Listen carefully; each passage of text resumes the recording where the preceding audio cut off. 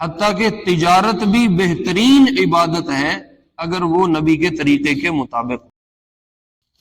اسی لیے آپ نے فرمایا التاجر الصدوق مع النبیین والصدیقین والشہداء والصالحین، وہ تاجر جو اپنی تجارت میں سچ بولتا ہے، نمبر 1 بول اور نمبر 1 تول، بول بھی بہترین ہے، تول بھی بہترین ہے.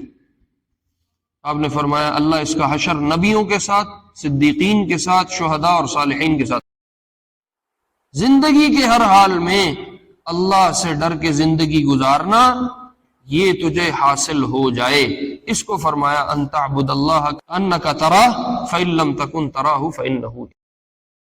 اسی طرح کچھ احکام جسم سے وابستہ نہیں ہے، وہ دل سے وابستہ ہیں، وہ روح سے وابستہ ہیں. مثلا دل کو ہر طرح کی نفرت سے پاک رکھنا، دل کو بغض سے پاک رکھنا، دل کو حسد سے پاک رکھنا. تو احسان دین کی تزیین و آرائش ہے جس کے بغیر دین مکمل نہیں ہوتا. آپ مجھے بتاؤ اگر خالی ایسے گھر کو کھڑا کر دیا جائے جس پہ پلستر نہیں ہے، رنگ روغن نہیں ہے، تو اس کو کوئی مکمل گھر سمجھتا ہے؟ صلی علیک اللہ صلواتا دائما فالعز والفوز لیس الا فیک.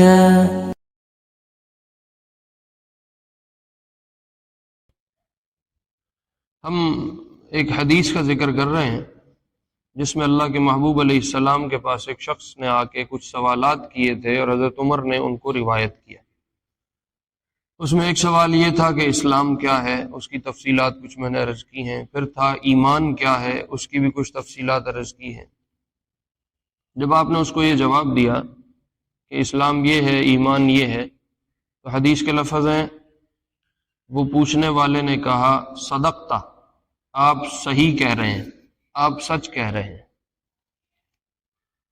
حضرت عمر رضی اللہ عنہ فرماتے ہیں عجبنا لہ یسألہ ویصدقہ، ہمیں بڑی حیرانی ہوئی کہ یہ پوچھ بھی خود ہی رہا ہے اور تصدیق بھی خود ہی کر رہا ہے. ہونا تو شاگرد تو یوں کرتا ہے، استاد سے پوچھا تو استاد نے جواب دے دیا. اگر یہ کوئی عام شاگرد ہے تو اس کو آگے سے تصدیق نہیں کرنی چاہیے. کبھی کسی شاگرد نے استاد کو آگے سے یہ کہا ہے کہ ہاں ہاں آپ ٹھیک کہہ رہے ہیں، ہاں ہاں آپ ٹھیک کہہ رہے ہیں، یہ تو وہ کہتا ہے جو پہلے سے جانتا ہو. شاگرد تو پہلے سے نہیں جانتا بات کو. تو حضرت عمر کہتے ہیں ہم حیران ہوئے کہ یہ عام آدمی نہیں ہے، یہ کوئی خاص قسم کا کیس ہے کہ یہ سوال بھی خود ہی کر رہا ہے اور جوابات آنے پہ تصدیق بھی کر رہا ہے. پھر اس نے تیسرا سوال کیا ومل احسان، احسان کیا ہے؟ پہلا تھا اسلام کیا ہے، دوسرا تھا ایمان کیا ہے، تیسرا ہے احسان کیا ہے.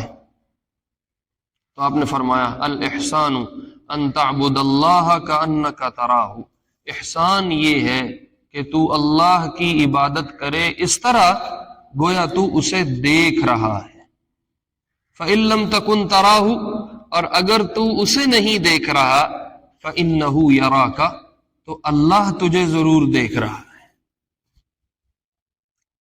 یہ احسان ہے. اب عبادت کیا ہے کہ تو اللہ کی عبادت کرے گویا وہ تجھے دیکھ رہا ہے، اس کی بہت لمبی چوڑی تفصیل ہے. مختصر یہ ہر وہ کام جس سے آخرت مقصود ہو، جس سے اپنے رب کو راضی کرنا مقصود ہو، وہ عبادت ہے.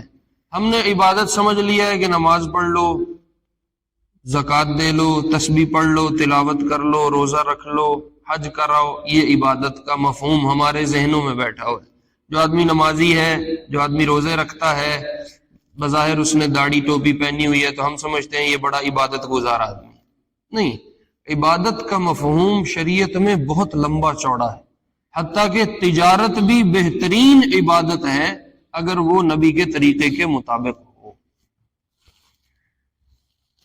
اسی لیے تو آپ نے فرمایا التاجر الصدوق مع النبیین والصدیقین والشہداء والصالحین، وہ تاجر جو اپنی تجارت میں سچ بولتا ہے، نمبر 1 بول اور نمبر 1 تول، بول بھی بہترین ہے، تول بھی بہترین ہے.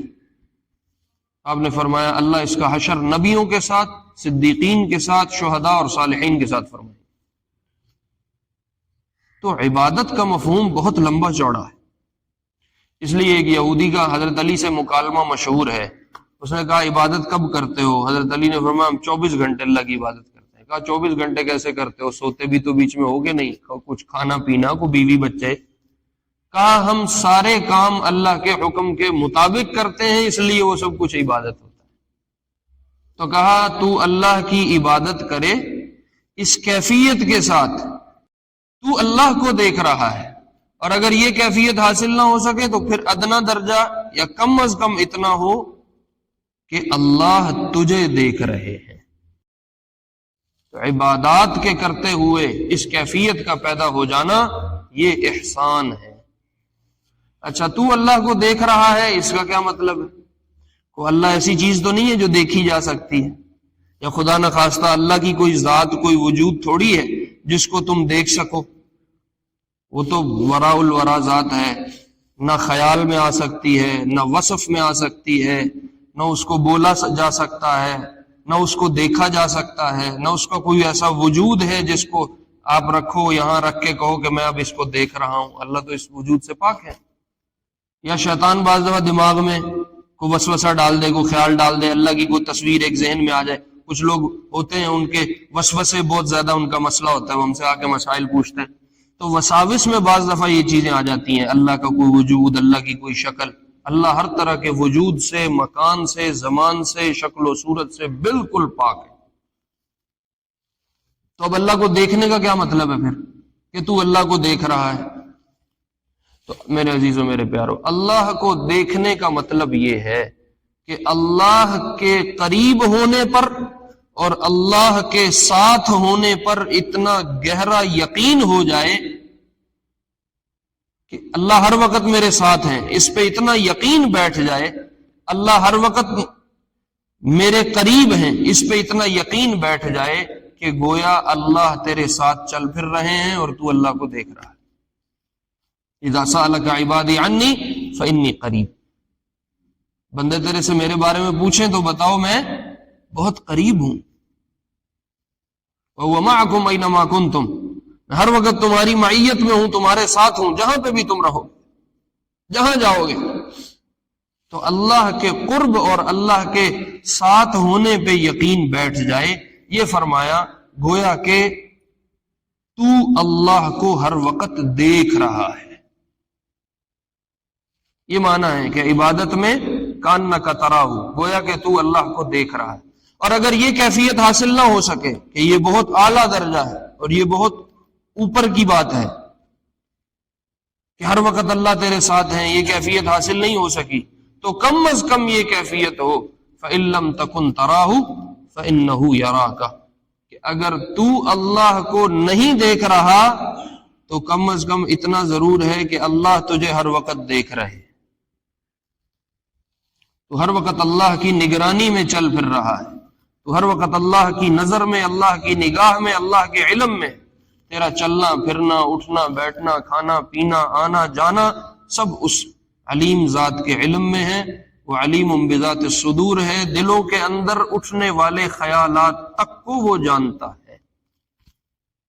پھر کم از کم یہ ضرور ہو جائے کہ اللہ ہر وقت تجھے دیکھ بھی رہے ہیں اور اللہ ہر وقت تیری نگرانی بھی کر رہے ہیں، اس کے ساتھ تیرے قدم اٹھتے ہوں، تیری زبان بولتی ہو، تو چلتا پھرتا ہو، تو آتا جاتا ہو، کم از کم اس کیفیت کے ساتھ تیری عبادت ضرور وابستہ ہو جائے۔ ایک تو یہ ہے نا کہ بظاہر میں نے زبان سے کہہ دیا یا میرے علم میں یہ بات آ گئی تو بس یہ کافی ہے، نہیں، میری نقل و حرکت، میری چلت پھرت، میری بات چیت، ہر چیز میں یہ بات جھلکے اور نظر آئے کہ واقعتاً اللہ مجھے دیکھ رہے ہیں۔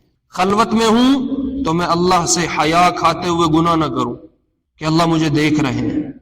یقین جانو اگر یہ کیفیت حاصل ہو جائے تو خلوتیں پاک ہو جائیں گی کہ اللہ مجھے دیکھ رہے ہیں۔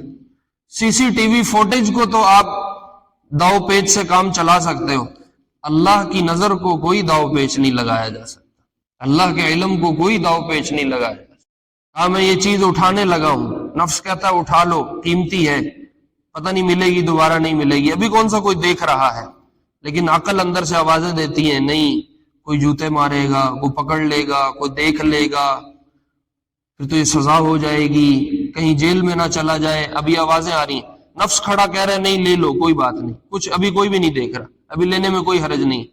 یہاں جو اس لڑائی میں جو سب سے بڑی چوٹ ہے نا وہ یہ ہے کہ اللہ مجھے دیکھ رہے ہیں۔ یہ کیفیت جب آ جاتی ہے پھر نہ کسی ڈنڈے سوٹے کی ضرورت ہے، نہ پھر کسی سی سی ٹی وی فوٹیج کی ضرورت ہے، پھر نہ کوئی نگران چاہیے، پھر نہ کوئی اوپر سرپرستی چاہیے، پھر بندہ ہے اور اللہ کی ذات ہے۔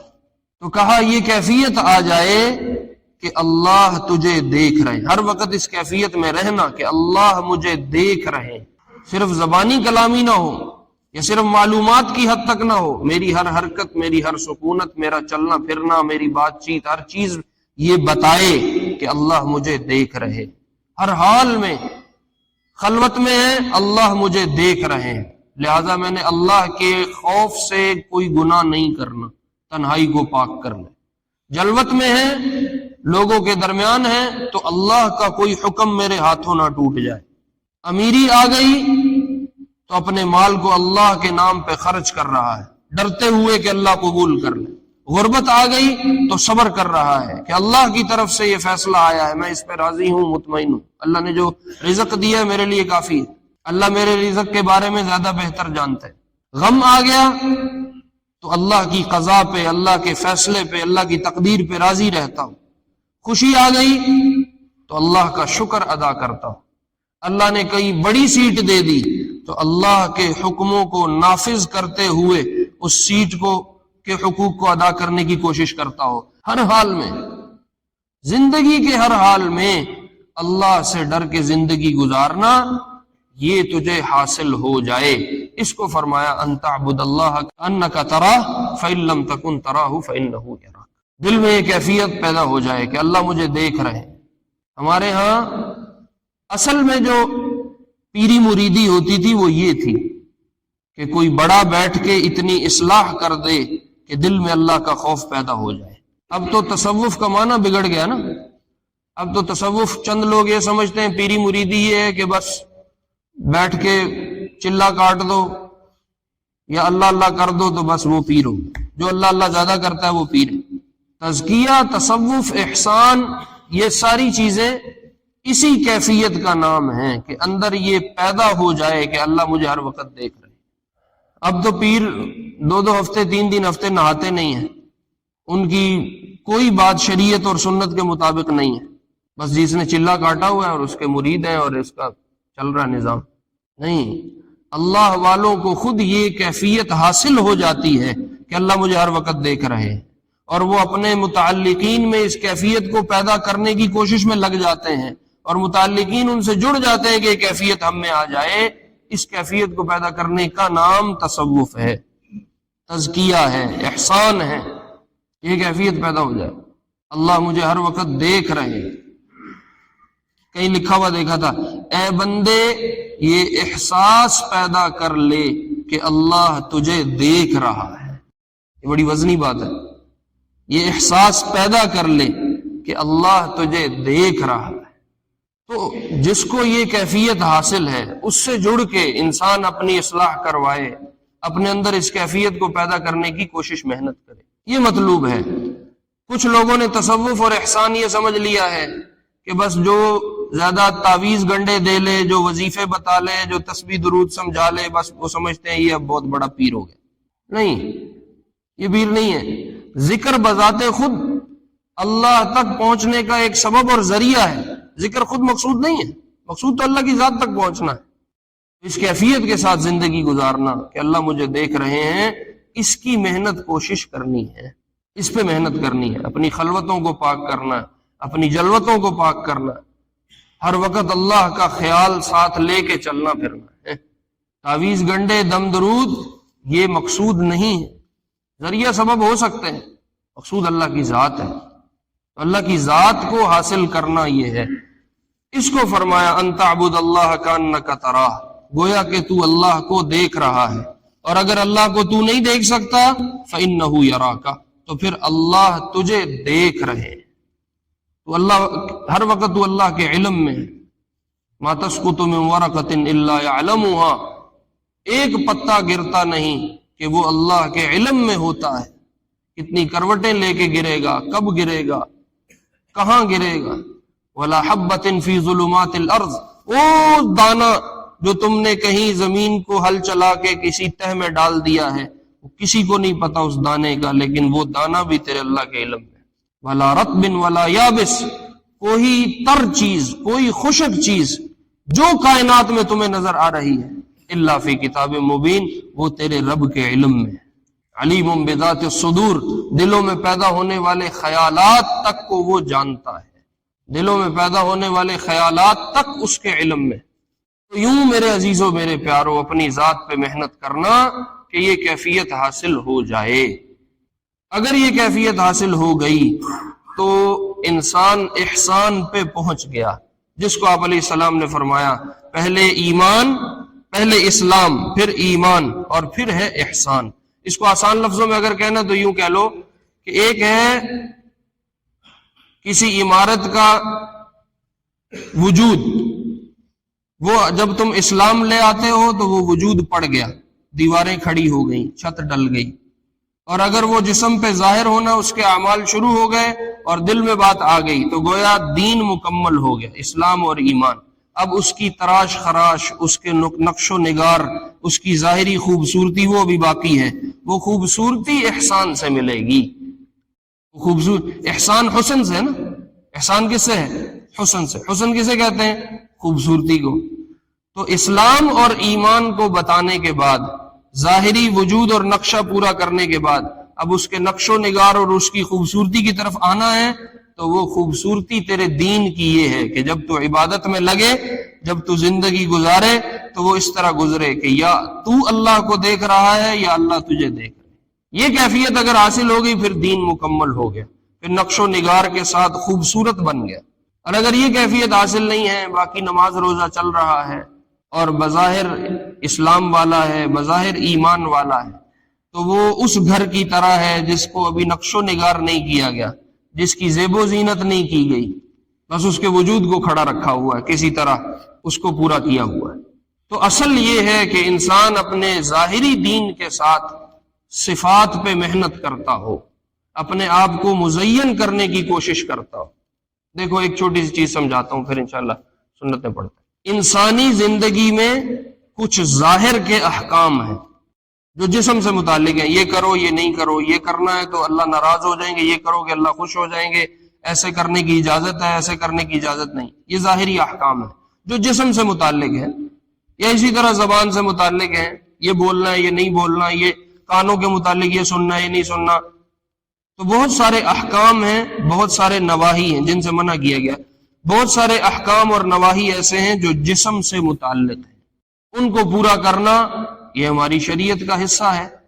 اس کے لیے فقہا موجود ہیں، علماء موجود ہیں، ہم ان سے پوچھتے ہیں بھئی یہ کام ہم نے کیسے کرنا ہے، یہ کام جائز ہے، یہ کام ناجائز ہے، یہ حلال ہے، یہ حرام ہے، ایسے کر لوں، ایسے نہ کر لوں، وہ اس کے احکام بتاتے ہیں۔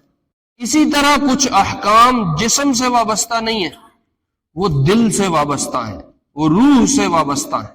مثلا دل کو ہر طرح کی نفرت سے پاک رکھنا، دل کو بغض سے پاک رکھنا، دل کو حسد سے پاک رکھنا، کسی قسم کا کینہ اندر نہ آئے، اندر ریاکاری نہ آئے، اس سے پاک کرنا، یہ ساری چیزیں منع ہیں۔ یہ سارے احکام بظاہر جسم سے وابستہ نہیں ہیں، یہ دل سے متعلق، اور بہت سارے حکم بھی ہیں جو اس دل سے متعلق اور وابستہ ہیں۔ مثلا اخلاص ہے، ہر کام میں اخلاص پیدا کرنا، اس کو خالص اللہ کے لیے کرنا، اس میں مخلوق کے لیے کوئی کسی قسم کا حصہ نہ ہو، 100% خالص کام کرنا، اور دل سے اللہ کے ساتھ اتنا لگاؤ لگانا کہ ہر وقت اللہ کا خیال دل میں موجود رہے، یہ مقصود ہے۔ اخلاص خود واجب ہے، اس کو حاصل کرنے کا حکم ہے، اخلاص کے بغیر اعمال قبول نہیں ہے۔ تو بہت سارے احکام دل سے متعلق ہیں۔ تو جیسے ظاہری حکموں کو بتانے والے فقہا ہوتے ہیں، علماء ہوتے ہیں، اس طرح دل کے اور روح کے حکم بتانے والے اور روح اور دل کی نواہی بتانے والے جو لوگ ہوتے ہیں ان کو صوفیاء کہتے ہیں، جن کو ہماری سادہ زبان میں پیری مریدی کہتے ہیں۔ یہ فلاں پیر ہیں، یہ بڑے حضرت ہیں، یہ بڑے اللہ والے ہیں۔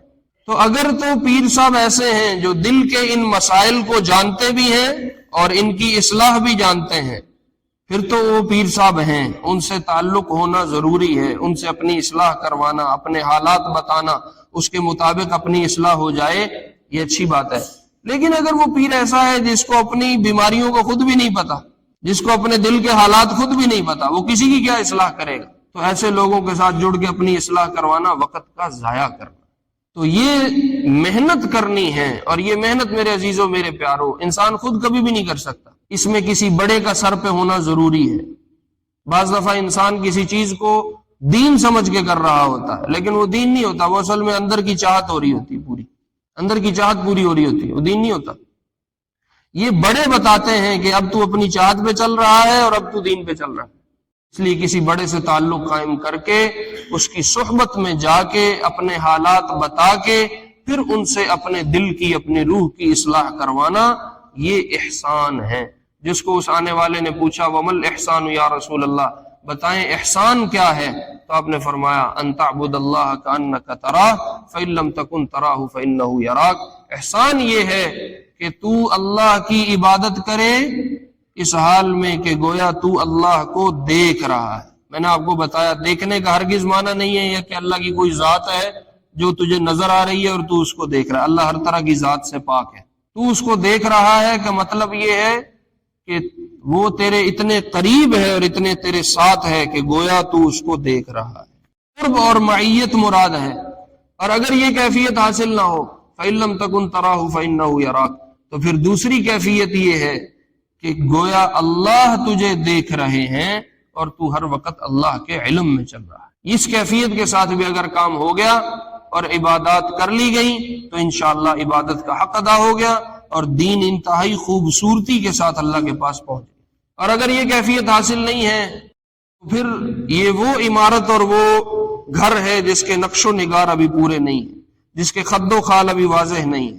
کچا گھر کھڑا نہیں ہوتا جس پہ بھی کوئی ٹائل نہیں ہے، کوئی رنگ روغن نہیں ہے، بس ایک سٹرکچر سا کھڑا کر کے وہ کہتے ہیں کہ یہ گھر اب تھوڑی عمارت اس کی پوری ہو گئی ہے، اب اس کے اوپر نقش و نگار اور اس کی خوبصورتی اور تزئین و آرائش کا کام بعد میں کیا جائے۔ تو احسان دین کی تزئین و آرائش ہے جس کے بغیر دین مکمل نہیں ہوتا۔ آپ مجھے بتاؤ اگر خالی ایسے گھر کو کھڑا کر دیا جائے جس پہ پلستر نہیں ہے، رنگ روغن نہیں ہے، تو اس کو کوئی مکمل گھر سمجھتا ہے؟ مکمل گھر نہیں ہے۔ مکمل گھر وہ تب ہوگا جب اس کی تزئین و آرائش بھی ہو جائے گی، اس کے خد و خال پہ محنت کر کے اس کو گھڑا جائے گا، اس کی خوبصورتی پہ کام کیا جائے گا، تو پھر کہتے ہیں اب یہ گھر مکمل ہو گیا۔ تو جیسے ہم نے اپنے ظاہری احکام پورے کرنے ہیں، نماز پوری کرنی ہے، روزہ پورا کرنا ہے، زکوٰۃ پوری کرنی ہے، حج پورا کرنا ہے، اور باقی احکام جو زندگی میں جھوٹ چھوڑنا ہے، غیبت چھوڑنی ہے، آنکھوں کو میں حیا پیدا کرنی ہے، اور بہت سارے زبان کو پاک کرنا ہے، اس سے کوئی گالی نہ نکلے، اس سے کوئی غیبت نہ نکلے، اس سے کوئی چغلی نہ نکلے، اس سے کسی کے لیے کوئی تکلیف دہ بول نہ نکلے۔ جیسے ان احکام کو ہم دیکھتے ہیں زندگی میں اور اس پہ محنت کرتے ہیں، ایسے کچھ احکام دل سے متعلق ہیں، ان پہ بھی محنت کرنا، اور روح کے متعلق ہیں، ان پہ ہم دل کو سمجھتے ہیں دل ایک بس وہ ایک ٹکڑا سا ہے، گوشت کا ایک ٹکڑا ہے، وہ ہلتا ہے، خون پمپ کرتا ہے، جسم میں حرکت ہوتی ہے۔ نہیں، دل بظاہر یہ ایک گوشت کا ٹکڑا ہے، لیکن اصل میں ہمارا دین بتاتا ہے کہ دل روح انسانی کا مرکز ہے، اور روح اللہ سے جڑی ہوئی ہے، لہذا دل میں اللہ رہتے ہیں، دل اللہ کا ٹھکانہ ہے۔ جب دل اللہ سے جڑتا ہے نا، پھر وہ صرف گوشت کا ٹکڑا نہیں ہے، وہ پھر وہ اس کی گہرائی کو کوئی نہیں ماپ تول سکتا۔ وہ جو سلطان باہو کا نہیں ہے شعر مشہور، دل دریا سمندروں ڈونگے کون دلاں دیاں جانے ہوں۔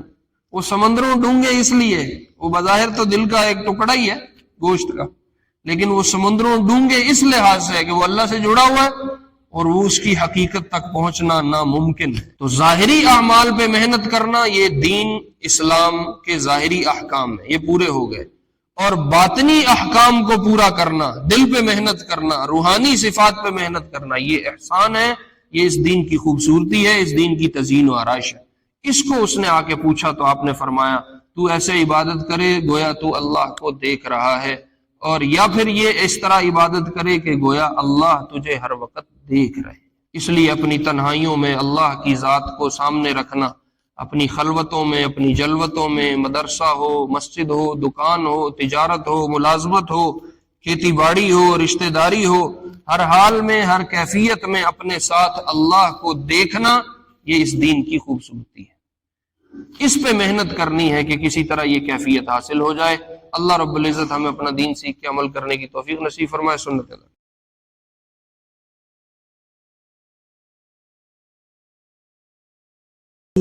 صلى عليك الله صلواتا دائما، فالعز والفوز ليس إلا فيك.